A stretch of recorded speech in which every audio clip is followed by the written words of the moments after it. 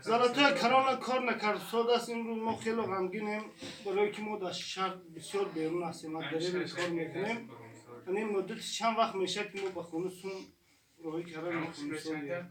زلاتای کرونا برای مردم خیلی یک چیز خوب بود. من امروز یک چیز در خیران میمونم که همین برای مردم خوب بود. همین چی شد؟ همین محکم کردن میشد که همین مقامات ها یک چیز دیگه همین دستگیری کنند، همین شرکت های چیزی هستای همین برقرار کنند. این برای ما خیلی خوب بود. یک چیز عادی تری ما با تلفن میگرفتیم های میکردیم.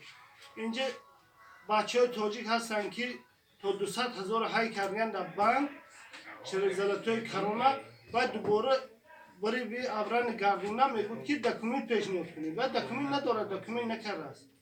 با کی ضرر کرد؟ بوز مردم خودمون.